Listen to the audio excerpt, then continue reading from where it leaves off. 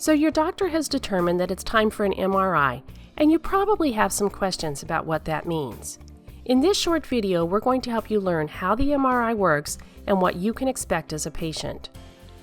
Now you're probably asking yourself, what exactly is an MRI? The term MRI is short for magnetic resonance imaging. It uses a magnetic field and radio waves to take three-dimensional pictures of your body.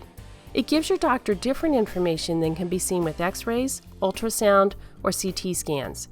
There is no radiation exposure with an MRI. The exam can be as short as 10 minutes or as long as 45 minutes. It's a fairly painless procedure. Even so, there is a slight chance you could experience some stiffness if you have a longer exam, since remaining still is key to getting good 3D pictures. Many people are surprised to learn that the MRI magnet is always on. As you can imagine, the magnet is quite powerful. That means anything magnetic will be pulled toward the core of the machine, and often with great force. Everyone planning to enter the MRI suite is carefully screened. People who cannot have MRIs are those with pacemakers, aneurysm clips, or any electronically implanted devices. Now that you know what an MRI is, let's talk about what you can expect on the day of your exam. You will be transferred to the radiology department by wheelchair or on a stretcher. Just like a long car trip, you may want to go to the bathroom first. You'll also want to leave your wallet, any jewelry, watch, or cell phone with a family member.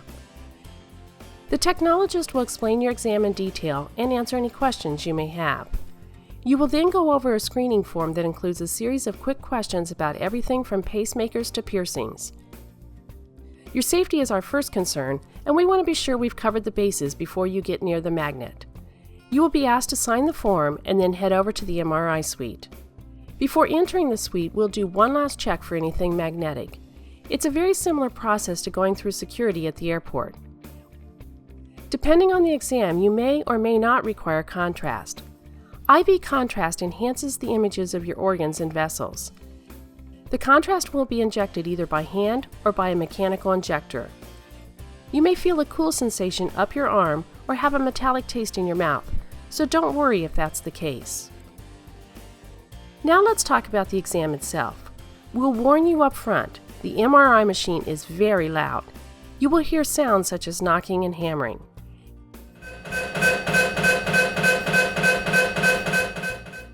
You'll be happy to know that we have special headphones to muffle the sounds. In fact, we even have satellite radio for your listening pleasure. Just tell your technologist your musical preference, and he or she will set you up. The trick to getting clear results is for you to lie as still as possible, just like an X-ray but longer so that we can get those 3D images. We use an open MRI, which means that the machine doesn't enclose your entire body. Even so, some patients experience anxiety or a feeling of claustrophobia.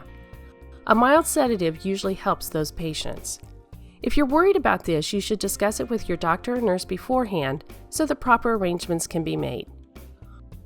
All patients are given a call button should you need to contact the technologist during your exam. If you would like a face mask or a blanket, all you need to do is ask. That's really all there is to it. And for as simple as the MRI is for the patient, it is a wonderful diagnostic tool for doctors. So relax. The MRI isn't a scary examination at all, it's just louder than most.